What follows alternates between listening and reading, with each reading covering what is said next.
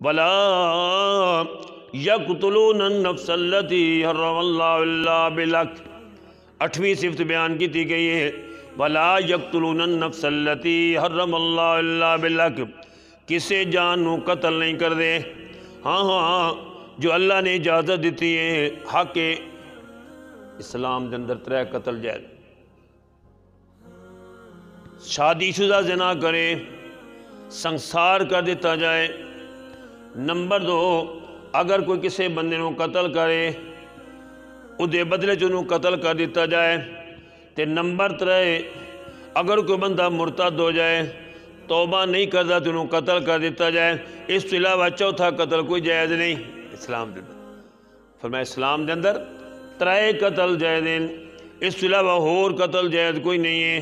فرمایا وَلَا يَقْتُلُونَ النَّفْسَ الَّتِي حَرَّمَ اللَّهُ إِلَّا بِالْحَقِّ۔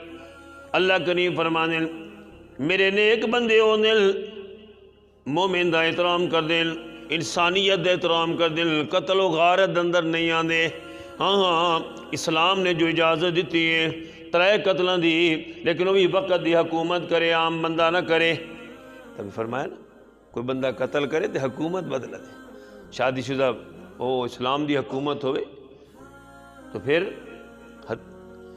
روایات اندر آندا اگر ایک حاکم ایک اسلامی حد جاری کر دے وے، زنا دی حد، قتل دی حد، چوری دی حد جاری کر دے وے کسی مجمع عام دے سامنے، اس نے حد لا دے وے، 40 سال بارش بستی رہے نا، اتنی رحمت نازل نہیں ہوندی جتنی ایک حد نہ رحمت نازل ہوندی۔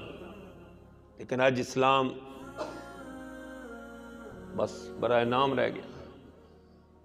وضع میں نصارہ تو تمدد میں یہود، وضع میں نصارہ تمدن میں ہنود، جنہیں دیکھ کر شرمائیں یہود۔ وہ معزز زمانہ میں صحابہ، وہ معزز زمانہ میں عامل قرآن ہو کر، ہم خار زمانہ میں تارک قرآن ہو کر۔ جس دور پہ نازاں تھی دنیا، جس دور پہ نازاں تھی دنیا، وہ دور مسلمان بھول گئے، اوروں کو جگانا یاد رہا، خود ہوش میں آنا بھول گئے۔ منہ دیکھا اپنا آئینے میں، پر داغ نہ دیکھا سینے میں، دل ایسا لگایا جینے سے مرنے کو مسلمان بھول گئے۔ جب سر میں ہوائے تاج تھی، سر سبز چمن امید کا تھا، جب سرسریسیاں چلنے لگی، اس پیڑ نے پھلنا چھوڑ دیا۔ صحابہ کرام قرآن دے عمل سن، اللہ نے رحمتاں نازل فرمائیاں، آپ دے زمانوں بہترین زمانہ فرمایا مومن بندے ہونے اللہ والے ہونے قتل نہیں کر دے۔ اگلی سے